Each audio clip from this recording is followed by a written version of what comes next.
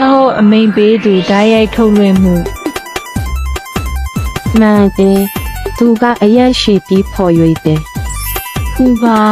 သူမကပန်းရောင်နဲ့ပျော်ရွှင်နေတယ်ဝေါအဲ့ဒီစိမ့်လာလေဟုတ်ကဲ့သူမကပျော်ပျော်ရွှင်ရွှင်ဖြတ်တန်းရတာကိုသဘောကျတယ် plus ကိုတမှုထူးခြားတဲ့ mission ရုပ်စွမ်းလက်ဗီဒီယိုပေါ့ဒီနေ့ Dylan Rock နဲ့အတူအားလက်ချိန်မှာအားလက်စွမ်းဆောင်ကြပါစို့ လိုက်ရိုက်ထိုးတဲ့လှုပ်ရှားမှုအခွဲဖြစ်စေခြင်း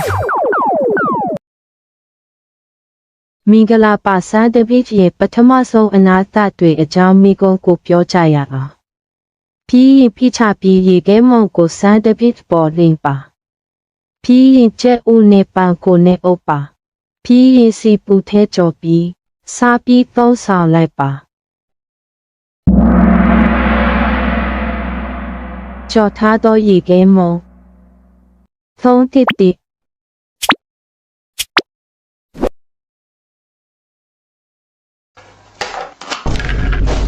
ငါရေခဲမုံပဲမှာလဲ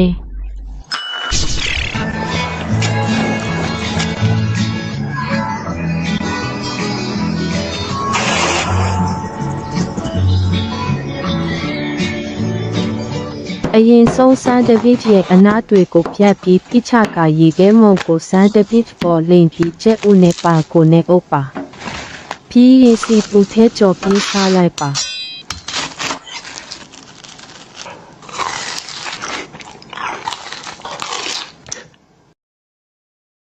အရင်ဆုံးဆန်ဒဗစ်ရဲ့အနားတွေကိုဖြတ်ပြီးဖိချကရေခဲမုံကိုဆန်ဒဗစ်ပေါ်လင်းပြီးကျက်ဦးနဲ့ပါကိုနဲ့အုပ်ပါ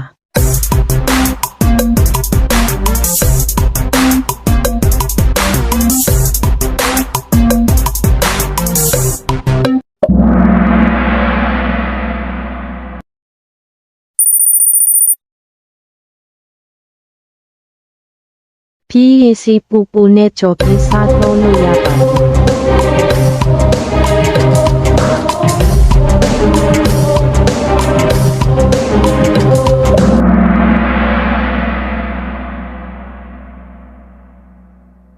ဆန်ဒဗစ်ရဲ့ပထမဆုံးအနာသတွေအကြောင်းမိကုံးတွေကိုတစ်သက်ခဲ့ပြီးဖိချလိုက်ပြီးရေခဲမုံကိုဆန်ဒဗစ်ပေါ်လင်းကကျက်ဦးနဲ့ပါကိုနဲ့အုပ်ထားဖို့အကြောင်းပါပြီးရင်စီပူပူနဲ့ကြော်ပြီးစားပြီးပျော်ရွှင်စွာစားသုံးလိုက်ပါကြော်ထားသောချိတ်ချိတ်များသုံးတစ်တစ်အရင်ဆုံးတင်ခဲကိုစီပြီးမုံတစ်အစိုးနဲ့ပေါင်မုံတွေနဲ့အုပ်ပြီးစီပူထဲကြော်ကစားပြီးသုံးဆောင်လိုက်ပါ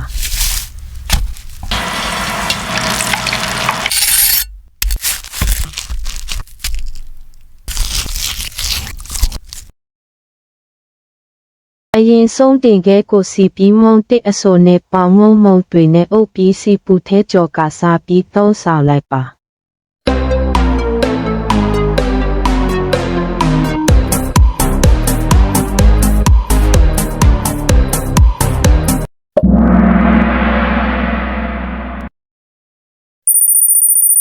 အရင်ဆုံးဝက်ဥချောင်းနဲ့အတုံးလေးတွေယူပြီးပေကုန်းကိုပတ်ပြီးကြုံမုံ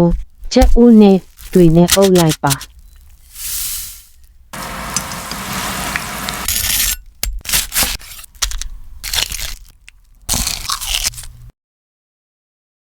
အရင်ဆုံးဝက်ဥချောင်းနဲ့အတုံးလေးတွေယူပြီးပေကုန်းကိုပတ်ပြီးကြုံမုံချက်ဦးနဲ့တွေနဲ့အုပ်လိုက်ပါ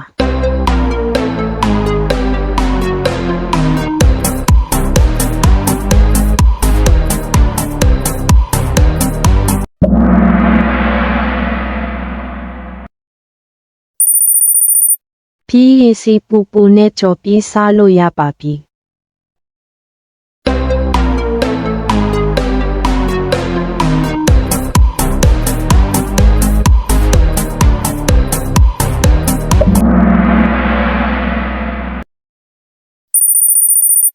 အရင်ဆုံးတင်ခဲကိုစီပြီးကိုတီးပြတ်ပြီးရင်နဲ့တွေနဲ့အုပ်ပြီးစီပူမှာကြော်ပါပြီးရင်စားပြီးသုံးဆောင်လိုက်ပါ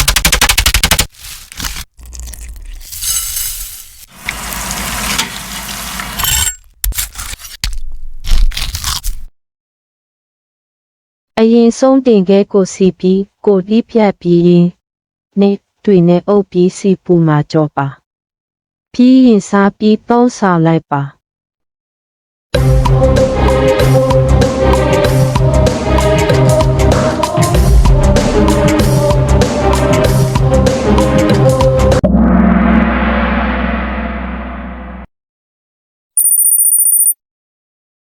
ပြီးတော့စားပြီးပျော်မွေ့ကြတယ်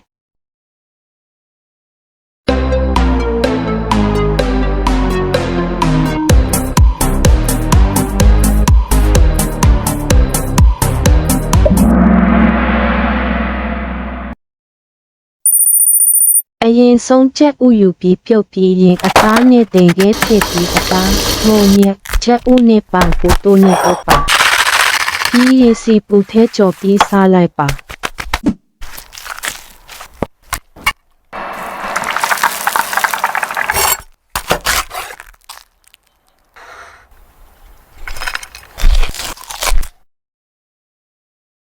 အရင်ဆုံးချက်ဥကိုယူပြီးပြုတ်ပါပြီးရင်အသားနဲ့တင်ခဲထည့်ပြီးအသားငုံညက်ချက်ဥနဲ့ပန်ကိုတိုးနဲ့ပုတ်ပါ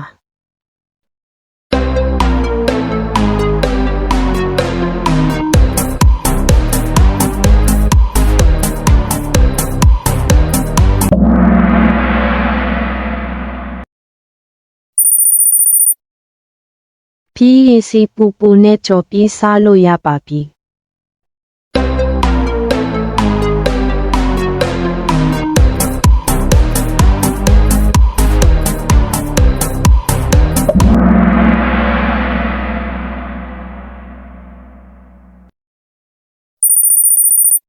အရင်ဆုံးမုံမြတ်ကိုယူပြီးထည့်ပြီးကျက်ဥယီနဲ့ထုတ်လိမ့်ပါပြီးရင်ကျက်ဥယီနဲ့ပြန်ထုတ်လိမ့်ပါပြီးရင်ကျက်တော်ဖြူကိုပြီးထောပတ်ထည့်ကျက်ဥယီနဲ့ထုတ်လိမ့်ပြီးနန်းပင်ထည့်ပါပြီးရင်စားပြီးသုံးဆောင်လိုက်ပါ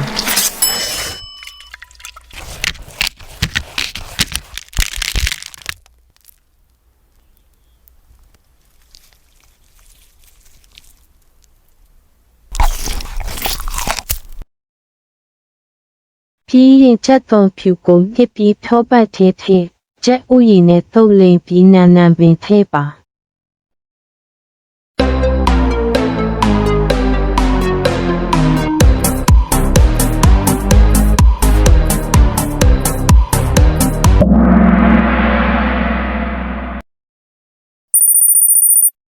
အရင်ဆုံးမုံမြတ်ကိုယူပြီးထည့်ပြီးကျက်ဥယီနဲ့ထုတ်လိမ့်ပါပြီးရင်ကျက်ဥယီနဲ့ထပ်ထုတ်လိမ့်ပါ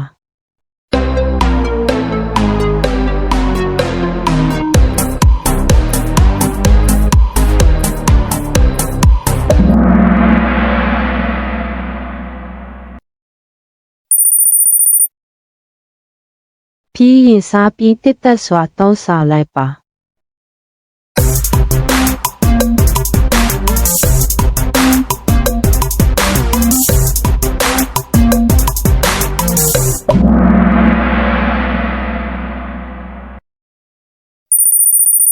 အရင်ဆုံးအာလူကိုအခုခွာပြီးရင်အာလူကိုပြတ်ပြီးထောင်းပါပြီးရင်စားနဲ့ငရုတ်ကောင်းထည့်ပြီးတင်ခဲကိုပြီးဖြတ်ပါပြီးရင်ဘေကွန်ကိုပြီးဖြတ်ပြီးချက်သွန်နီကိုပြီးဖြတ်ပါပြီးရင်ဘေကွန်တင်ခဲနဲ့မုံမြတ်ကိုထုတ်ပါပြီးရင်ဂျုံမုံကျက်ဦးနဲ့ဖုံနဲ့အုပ်ပြီးစီစီထဲကြောပါပြီးရင်ပုတ်ပြီးစားလိုက်ပါ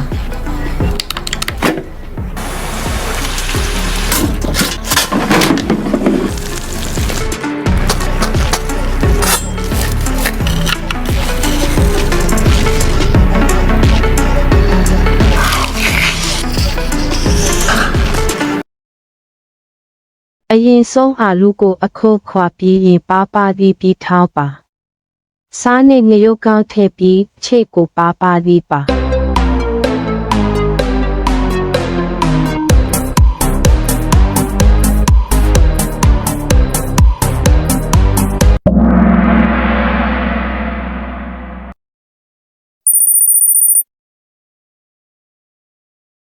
ပြီးရင်ဘေကိုကိုလီးပြီးရင်ချက်သွန်နီကိုလီးပြီးရင်ဘေကိုနဲ့တင်ခဲကိုထုတ်ပြီးမုံညံ့နေပါ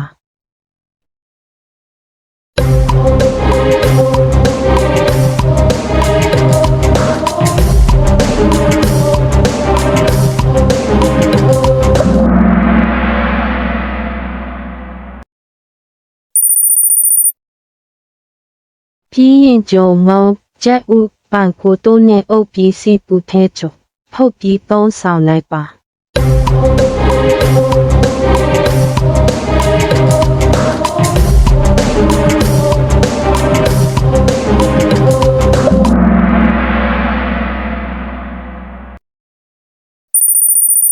အရင်ဆုံးစင်မုံနာကိုယူပြီးအမုန်းထည့်ပြီးဂျုံမုံနဲ့ချက်ဥနဲ့အုပ်ပြီးရာမင်းကိုချိန်မွအောင်လုပ်ပါပြီးရင်ပေါင်မုံမုံနဲ့အုပ်ပြီးစီပူမှာကြောပါပြီးရင်စားပြီးသုံးဆောင်လိုက်ပါ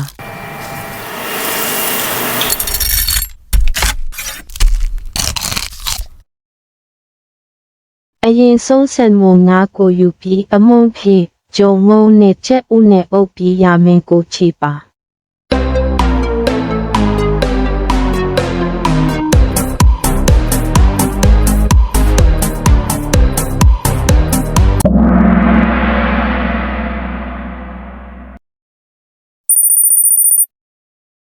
ပေါင်မုံမုံနဲ့အုပ်ပြီးစီပူမှာကြော်ပြီးစားသုံးနိုင်ပါတယ်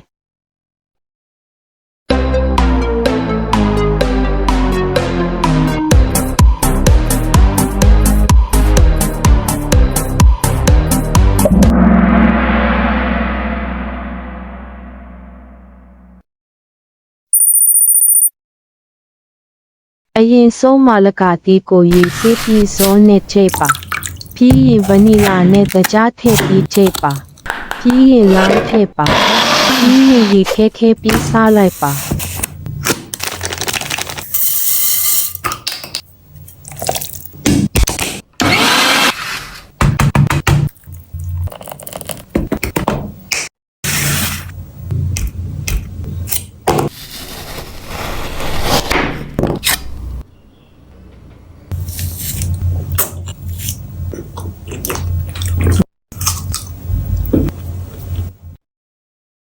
အရင်ဆုံးမလကတီကိုရေစေးပြီးစောနဲ့ချိန်ပါပြီးရင်ဗနီလာနဲ့တကြားထည့်ပြီးချိန်ပါပြီးရင်လောင်းထည့်ပါ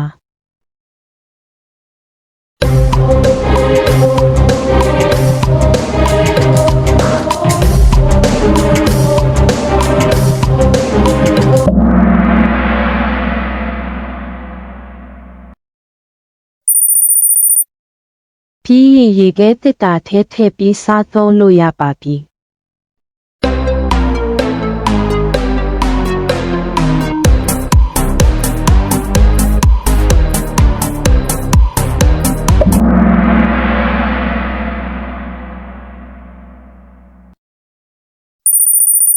ရင်ဆုံးပိန်နဲ့တိကိုယူပြီးလိဖြတ်ပြီးရင်အစိတ်တွေကိုဖယ်ရှားပြီးလိဖြတ်ကကြော်ပြီးရင်စားနဲ့မြရုပ်သီးထည့်ပြီးစားလိုက်ပါပြီးရင်စားလိုက်ပါ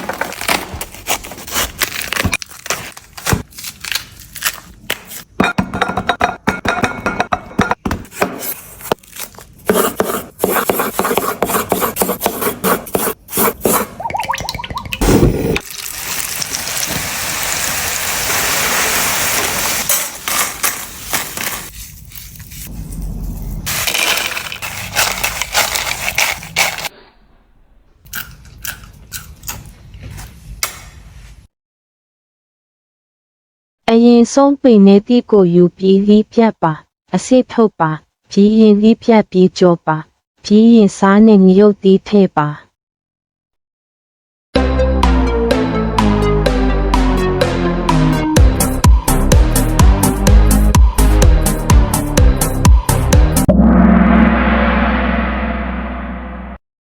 ပြီးရင်စားပြီးတစ်သက်တယ်လို့သုံးဆောင်လိုက်ပါ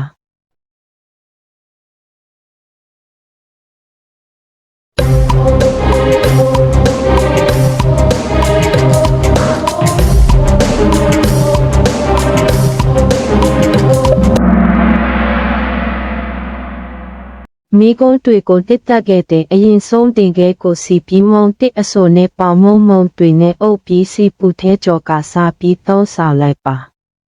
အရင်ဆုံးချက်ဦးကိုယူပြီးပြုတ်ပါပြီးရင်အသားနဲ့လေခဲထည့်ပြီးအသားငုံညက်ချက်ဦးနဲ့ပန်ကိုတိုးနဲ့အုပ်ပါပြီးရင်စီပူနဲ့ကြော်ပြီးစားလို့ရပါပြီအရသာရှိလိုက်တာအရင်ဆုံးငုံညက်ကိုယူပြီးထည့်ပြီးချက်ဦးရီနဲ့သုတ်လင်းပါပြီးရင်ချက်ဥယီနဲ့ထပ်ထုတ်လင်းပါပြီးရင်ချက်သွန်ဖြူကုန်ညစ်ပြီးဖြောပတ်သေးချက်ဥယီနဲ့သုတ်လင်းပြီးနန်းပင်ထည့်ပါပြီးရင်စားပြီးပစ်တကတလို့သုံးဆောင်လိုက်ပါအရင်ဆုံးချက်ဥကိုယူပြီးပြုတ်ပါပြီးရင်အသားနဲ့တင်ခဲထည့်ပြီးအသားငုံညက်ချက်ဥနဲ့ပန်ကိုတိုးနဲ့အုပ်ပါပြီးရင်စီပူနဲ့ကြော်ပြီးစားလို့ရပါပြီအရသာရှိလိုက်တာအရင်ဆုံးမုံမြတ်ကိုယူပြီးထည့်ပြီးချက်ဥယီနဲ့သုတ်လင်းပါပြီးရင်ချက်ဥယီနဲ့ထပ်သုတ်လင်းပါပြီးရင်ချက်သွန်ဖြူကိုညစ်ပြီးထောပတ်သေးချက်ဥယီနဲ့သုတ်လင်းပြီးနန်းပင်ထည့်ပါပြီးရင်စားပြီးပစ်တတ်တယ်လို့သုံးဆောင်လိုက်ပါအရင်ဆုံးအာလူကိုအခုခွာပြီးရင်အာလူကိုဒီဖြတ်ပြီးထောင်းပါပြီးရင်စားနဲ့ငရုတ်ကောင်းထည့်ပြီးမိုစာရဲလာချိတ်ကိုဒီပါပြီးရင်ဘေကုံကိုဒီဖြတ်ပြီးချက်သွန်နီကိုဒီပါပြီးရင်ဘေကုံလေခဲနဲ့မုံမြတ်ကိုထုတ်ပါပြီးရင်ဂျုံမုံချက်ဦးနဲ့ပန်ကိုတွေနဲ့အုပ်ပြီးစီပူထဲကြော်ပါပြီးရင်ဖုတ်ပြီးစားလိုက်ပါပထမဆုံးစံမုံနာကိုယူပြီးမုံထဲပြီးဂျုံမုံနဲ့ချက်ဦးနဲ့အုပ်ပြီးရမင်းကိုချီပါပြီးရင်ပေါင်မုံအစအနာများနဲ့အုပ်ပြီးစီပူထဲကြော်ပါအရင်ဆုံးမလကတိကိုရေစီးပြီးရင်ဇုံးနဲ့ခတ်ပြီးချိတ်ပါပြီးရင်နဲ့တကြားထည့်ပြီးချိတ်ပါပြီးရင်လောင်းထည့်ပါပြီးရင်ရေခဲတစ်တာထည့်ပြီးစားပါပထမဆုံးပိန်နဲ့တိကိုယူပြီးဒီဖြတ်ပါပြီးရင်အစစ်တွေဖယ်ပြီးဒီဖြတ်ပါပြီးရင်ကြော်ပါပြီးရင်စားနဲ့ငရုတ်တိထည့်ပါပြီးရင်စားပါ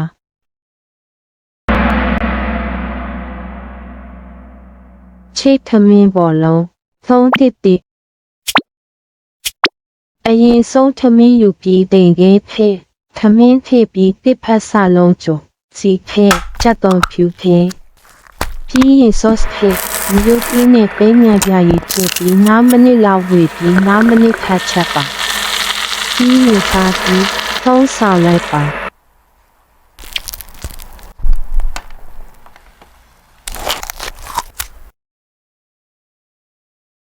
အရင်ဆုံးထမင်းယူပြီးရင်တင်ခဲထည့်ပြီးရင်ထမင်းထည့်ပြီးတစ်ဖက်ဆလုံးကြော်ပြီးရင်စီထည့်ပြီးရင်ချက်သွန်ဖြူထည့်ပါ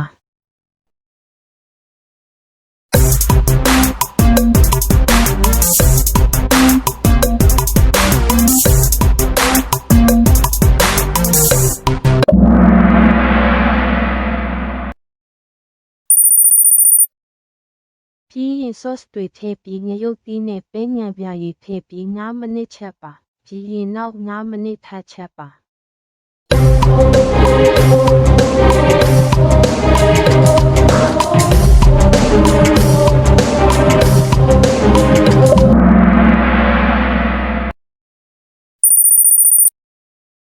ပြီးရင်စားပြီးတစ်တက်တယ်လို့သုံးဆောင်လိုက်ပါ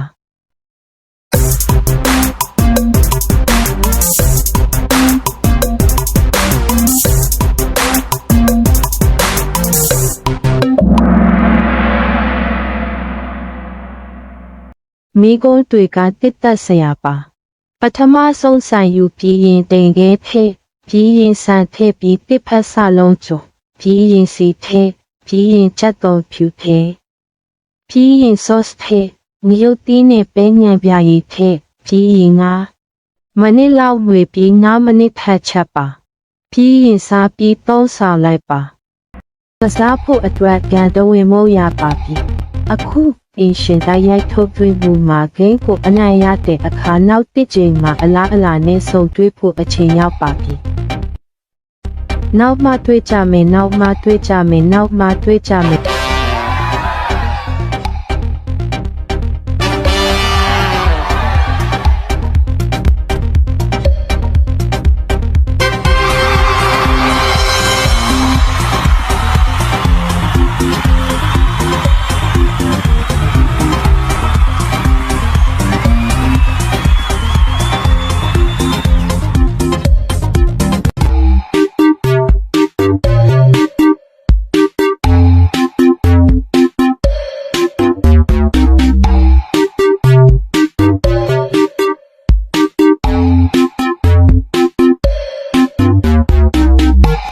Thank